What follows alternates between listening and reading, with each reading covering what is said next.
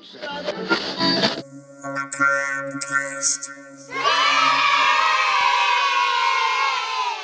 devil's on the loose and he's dancing with the mummy. Deep from the bowels of the Macabre Theater Laboratory, we bring you Macabre Cast. There is nothing wrong with your streaming service. You are exactly where you should be, where the slush puppy machine is always on and cold. Your favorite horror mag is on the rack, discreetly placed between Women's Wear Daily and Cosmopolitan. I'm your host, Dark Mark, along with my mold-riddled counterpart, Karis, the Little Mummy, here to bring you the latest episode of Macabre Cast, where we'll be dropping ours where they belong and adding them where they don't. Yeah! This is a safe space for those who wore out their 45 record of Alan Sherman's My Son the Vampire. Newbies welcome, regulars welcome back, and worsifers, get out of here. If you haven't already, click that subscribe or follow button and tell a friend to do the same. Even that guy who found something to like about John Carpenter's version of The Invisible Man starring Chevy Chase. Yeah, that guy. If you wish to interact with fellow Monster Kids, follow the Facebook page Macabre Theater. It's there where you can send me a voice message through Messenger and become part of the show. A link can be found in the description of this episode. Macabre Cast episode 141 begins now. 5, 4, 3, 2, 1, 0. Adoro il cast macabro.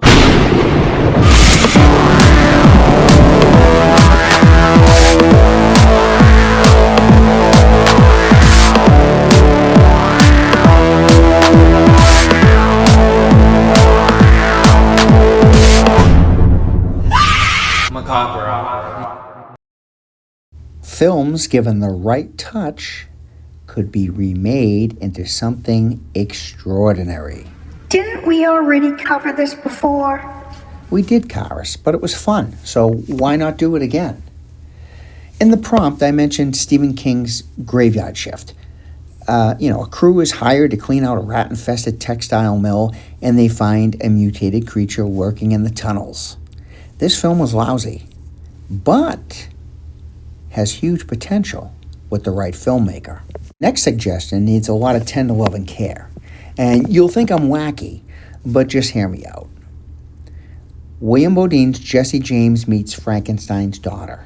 Yeah! You let Quentin Tarantino direct it and, put some big stars from yesteryear in there, like maybe Sam Elliott as the aged Jesse James. Sam Elliott is 81. I said aged. Jennifer Connelly from Labyrinth and Phenomena and A Beautiful Mind. I think she was in that also. She could be Frankenstein's daughter. Very bloody, in-your-face Tarantino film. Yeah, this sounds like a pip. Okay, I've got a joke. I had to deal with a fake noodle yesterday. You had to deal with a fake noodle? Yeah, then I realized that it was just an impasta. And on that note, it's time for horror news.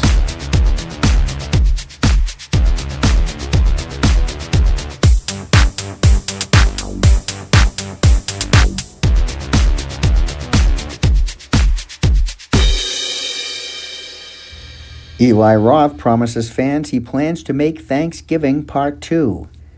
A24 is making a version of Edgar Allan Poe's The Mask of the Red Death. The Nielsen ratings have reported that Christmas 2025 was the biggest day of streaming ever, thanks to Stranger Things. The Silent Night, Deadly Night remake will release to digital January 26th and Blu-ray later in the spring.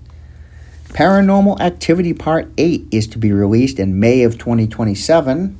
And that's it for horror news.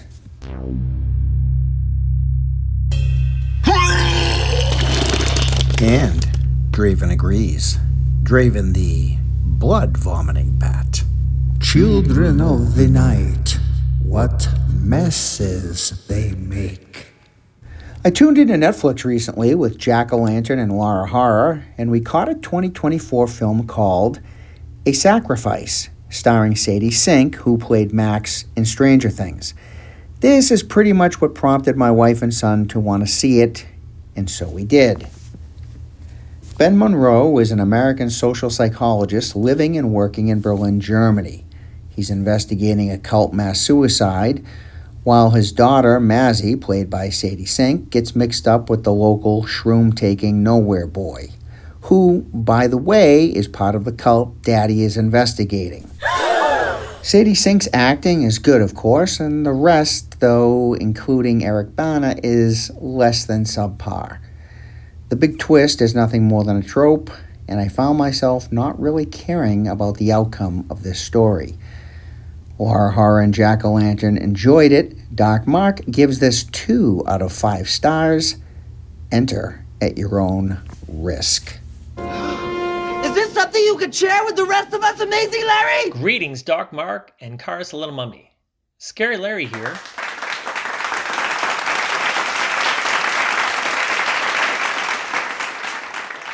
Now, normally I go tete-a-tete with Cars on dad jokes, or mummy jokes in his case.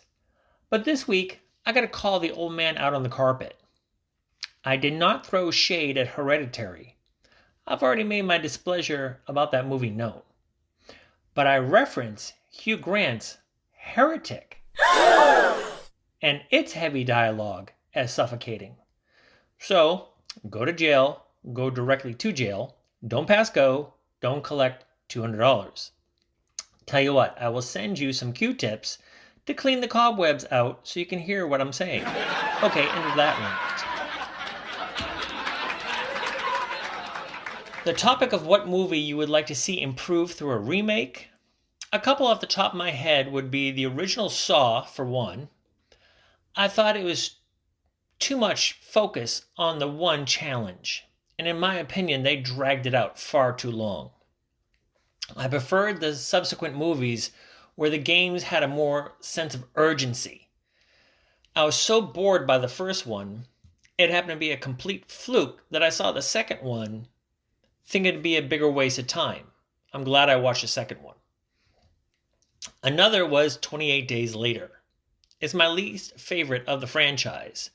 It started off good with the survivors dealing with the rage virus and all that, but then I felt it fell flat when they were focusing so long on that so-called ritual the military group was planning for the 2 surviving ladies. So I saw an old film that I thought I knew, available with ads on YouTube. I first saw it as a child, back before cable, but my family had Starcase. Now rewatching it led to a hysterical back and forth with Dark Mark. Me, just watch the original It's Alive. Different than I remember. Dark Mark, great movie for its day. Island of the Alive is bat-s. Crazy. Me, know that a Mandela effect? Yes. Maybe you never saw it, LOL? Me, I swore it had starred Karen Allen and Dennis Weaver. It was way back in my Starcase days. Dark Mark, I feel this movie was before we knew who Karen was. Me, yeah, 1974. Dark Mark, okay. That was Animal House and Amityville, 1978? I said, well, funny, her first movie credit is Animal House, but she's not credited for Amityville. You're confusing her with Margot Kidder. And he's like, yes, I always do. Oh, so it's not just me making these mistakes. I swear, getting old is a hoot. Anywho, this is up there with the doomed movies of the decade. It's Alive. What I mean by that, it was the 70s. They were popular for having dystopian living, such as Soylent Green, Omega Man, even Mad Max. Along with those, you had movies about the horrors of big industry causing mutations in people. And this is one of those. Bit of a combo. So in this one, a woman gives birth to a mutant killer baby who immediately kills the entire hospital staff assisting in the delivery. It turns out she was on a birth control pill for about a year before coming off of it, deciding to have her second child late in life. It escapes on a killing spree in a metropolis city, and both parents handle it differently. The husband, publicly shunned for bringing it into the world, seeks to destroy it. The mom slowly goes mad in her desire to bond with that baby. If you haven't seen it, or like me, it's been about 45 years since you've seen it, I do recommend it. Just go into it realizing it was made in '74 on a fairly low budget, and it shows in the mutant baby design and the blood effects around that. 3 stars. I don't need to clean out my ears.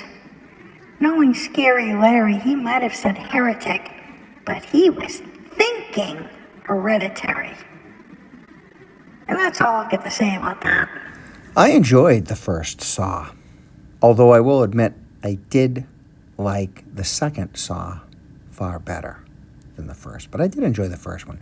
And 28 Days Later, where that franchise is still going and seemingly going pretty strong, maybe too late for a remake, and I'm actually glad they continued it with a sequel as opposed to remaking it.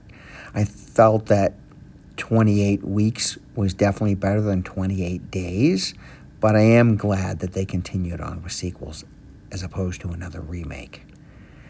And It's Alive, I still love that movie. As old as it is and as from a different time as it is, but my favorite poster for the It's Alive franchise is the sequel, which went under kind of 2 names. Some posters said Alive 2, It's Alive 2, and others just said It Lives Again, which I think was the better title, and that was from 1978. But you have to see this poster, and if you're listening to this on YouTube, then you can see the poster. If it's a Spotify, you can always jump over to YouTube and take a look. But the ghoulish imprint of the hand in the birthday cake, you gotta love that. Always great to hear from you, Scary Larry, and thank you again for seeing them so we don't have to. And now it's time for a real world horror.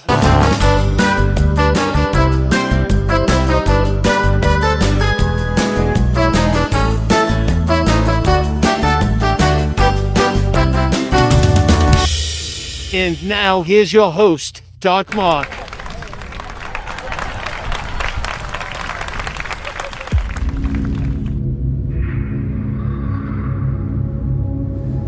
Between the years of 1967 and 1969 in Boston, Massachusetts, Kenneth Francis Harrison, also known as the Giggler, killed 4 people.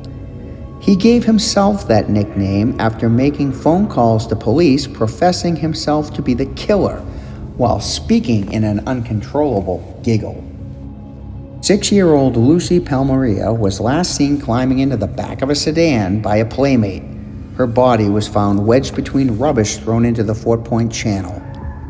31-year-old Joe Breen went drinking with friends in the combat zone. He decided to play shuffleboard with another customer, Kenneth Harrison, at the end of the night. The two got into a dispute over cab fare. Harrison pushed Breen into a water-filled pit and beat him over the head with a rock, killing him. Harrison went to the nearest payphone and called police, identifying himself as the Giggler, and told them where to find Breen's body. Breen's friends identified their friend's killer days later when Harrison returned to the same bar, but he avoided arrest when police arrived too late. 9-year-old Kenny Martin was approached at South Station by Harrison, and he was strangled and found 10 days later. Unbeknownst to Harrison, multiple witnesses saw him with the boy that day. A warrant was issued, and an anonymous tip led police to the Biltmore Hotel in Providence, Rhode Island, where he was arrested. The anonymous tip came from his sister. He was tried and convicted and sentenced to life imprisonment at MCI Walpole. After 6 days, he was transferred to Bridgewater State Hospital, where he received treatment for 10 years. When it came time to return to Walpole Prison, he managed to take an overdose of an antidepressant called Elovil and died in 1989.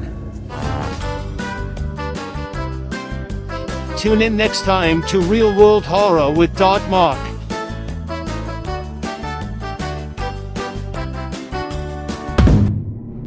Horror chap Matt knows all about monsters. He said they were coming to get me tonight. Hey, Doc Mark, Little Cars, and all the Monster Kids hang out the theater this week. It's Horror Chat Matt checking in. So, Doc, this week's topic, which horror movie do we feel would benefit from a remake to make it better than the original? And I do have a couple of suggestions. Number one, I think A Bay of Blood could definitely use a nice updating. And you know what? When we re-release this thing and remake it, let's stick with the original name, A Twitch of the Deaf Nerve. That's just one of the greatest names of all time. I'm not sure why they had to change it up for A Bay of Blood, but that's definitely one of my suggestions. Another one is The Burning. And then a classic goofy one, which I'm not sure they could even improve this thing because part of its appeal is how bad it is, but that's Plan 9 from Outer Space. And then I do have two others. These two's a combo because it did receive sequels. I'm talking about House 1 and 2. But more importantly, I'm leaning towards a remake of House 2 and just calling it House. I think where that story goes, you have such potential to explore these different portals and stuff that these doorways go to with today's technology as opposed to what they had back then. But I do love it for nostalgia's sake. And okay, up next, I don't think a remake would make this a far better movie. I'm leaning more towards I prefer a sequel to this bad boy, but Night of the Creeps. As much as I love it, depending on which ending you got, I'd love to see the story continue, but if they had to remake it, again, same thing with House 2, maybe a little bit better special effects. But let's keep it to practical effects. I don't want any CGI all over the place. And last but not least, and please don't come after me crying about The Shape of Water, but I would love to see a modern day remake of Creature from the Black Lagoon. Image Comics just did a 5-issue miniseries last year, and it was phenomenal. Just adapt that story. If you haven't read it, I highly suggest tracking it down. I think it's collected in a trade paperback right now. Definitely be a fun movie. And you know what? That's more of a sequel than a remake as well. All right, Doc Mark, please don't send the townsfolk after me with pitchforks and torches after that last suggestion. As always, make mine Macabre cast. You know, Hardchat, you're worried about me getting out the pitchfork and torches because you mentioned Del Toro's Shape of Water.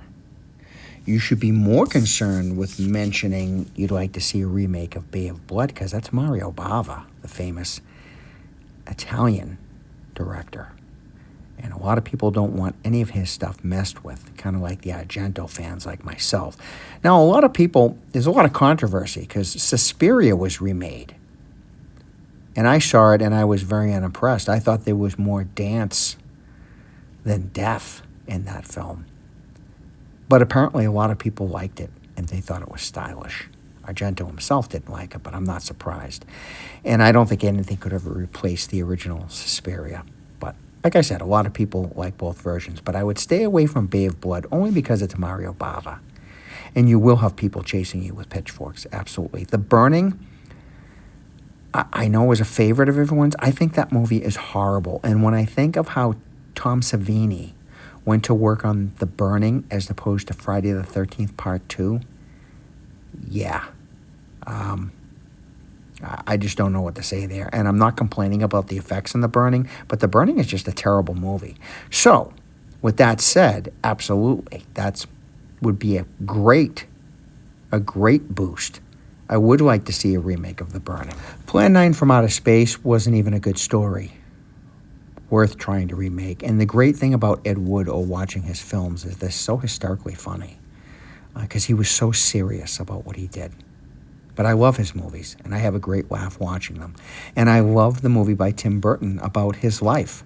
If you haven't seen Ed Wood by Tim Burton, please do, because that is a great film and a bunch of stars throughout.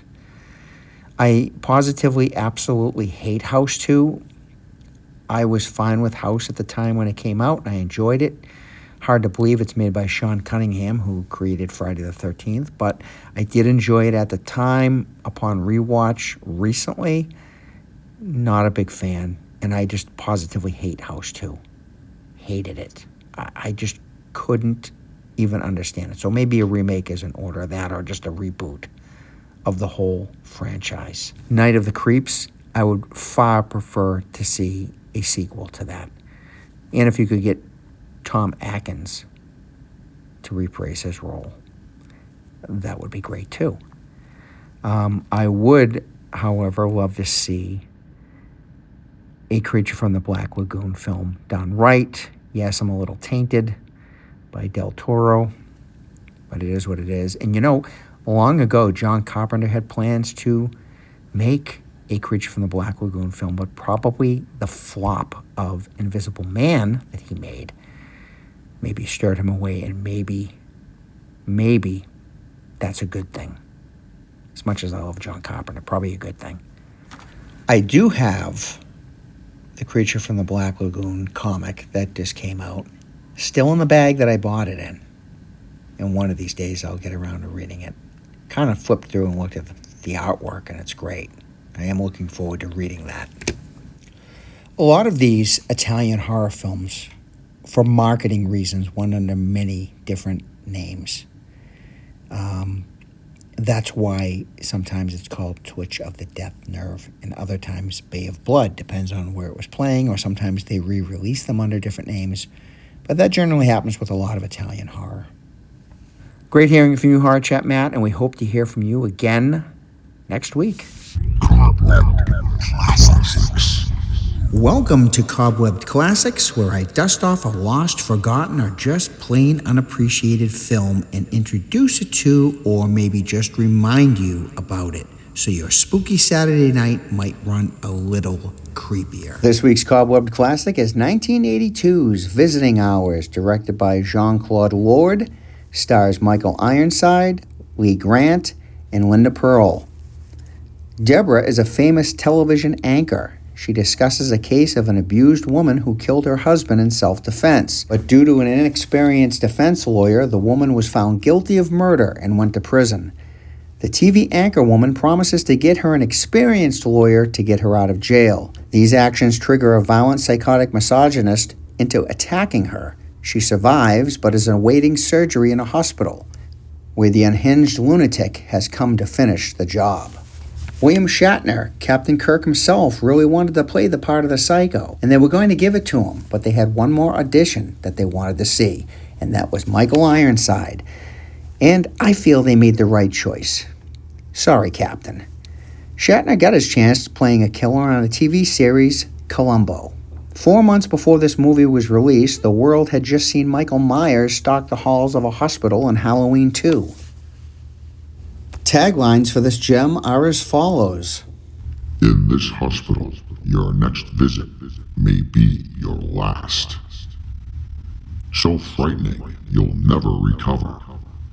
There is no known cure for murder. 1982's Visiting Hours is this week's Cobwebbed Classics. The following program is rated TV MALV. It contains strong language and violence. It is intended only for mature audiences. Metal Melody.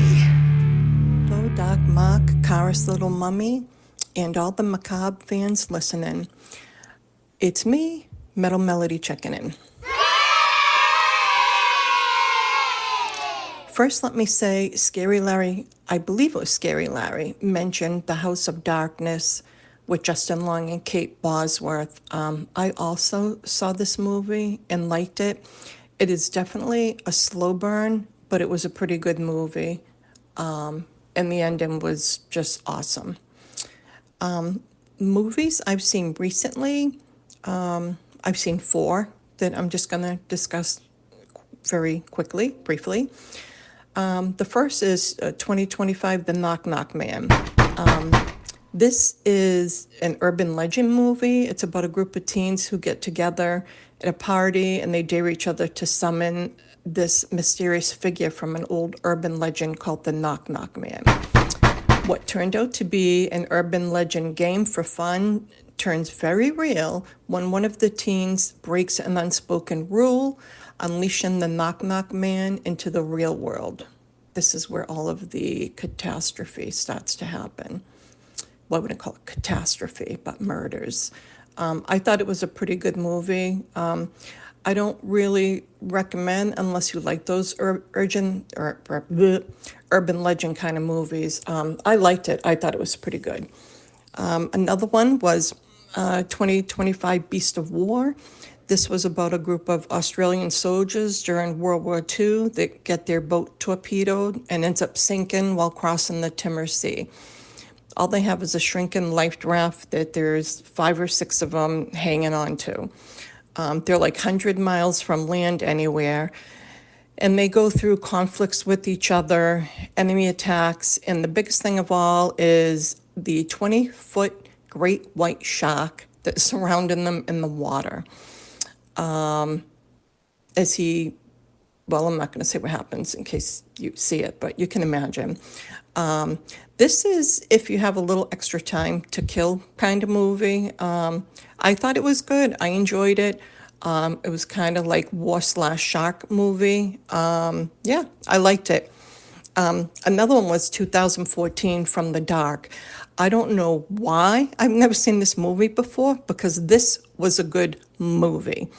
It's about a couple, Mark and Sarah, who take a trip to Ireland's countryside and end up being hunted by like a vampiric bog creature who only hunts at night. Light's its only weakness, and if it bites you, you turn into the same type of creature, which to me seemed kind of like part vampire, part zombie. I thought it was pretty suspenseful, and it always held my attention, and I would definitely recommend this one if you've never seen it. I don't know why I've never seen this. It was a really good movie. I'm glad I found it and saw it, because yeah, I enjoyed it.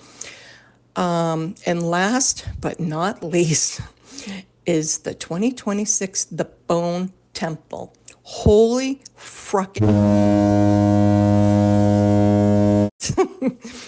This movie was frickin' fantastic. Everything about it was fantastic. And you have got to see it. Let me just say that. You have got to see it.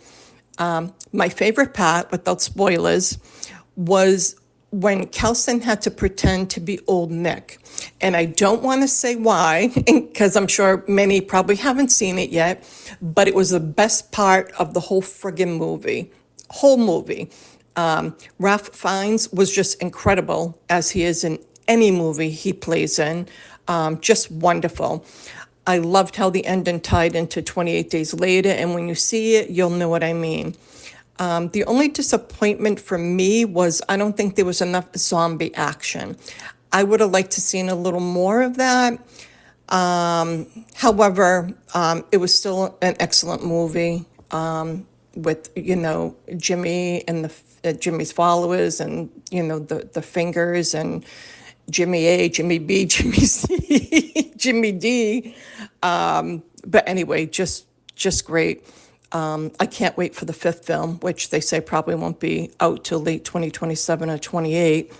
I say you have got to see it, and I give this one 4 bright stars.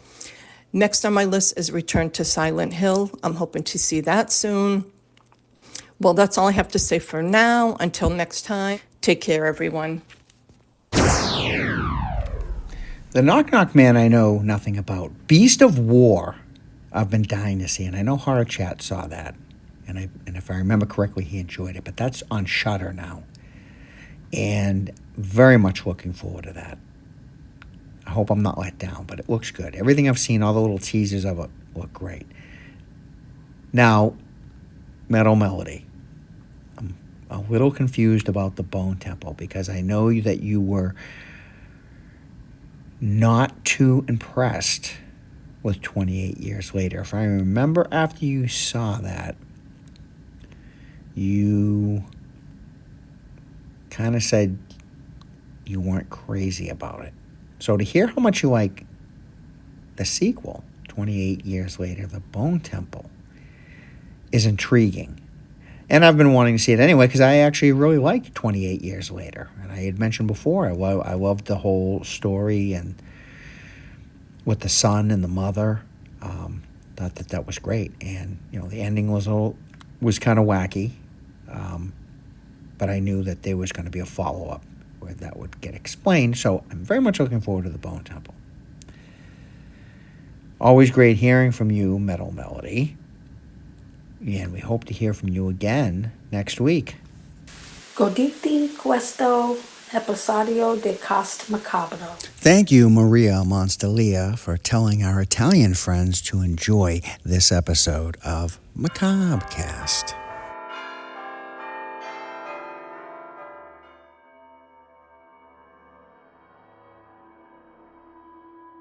Many times Grim Kim has ended her calls here at a Macabre Cast with the saying, "Tomorrow is never promised." Recently, I scrolled through my Facebook feed and I came across something at this age I'd come across far too often. It was an obituary for an old friend from high school, who I hadn't seen in quite some time. In fact, I didn't really know him after high school life. He was married and had children, and now he's gone. Nothing, no matter how good it may be, ends well.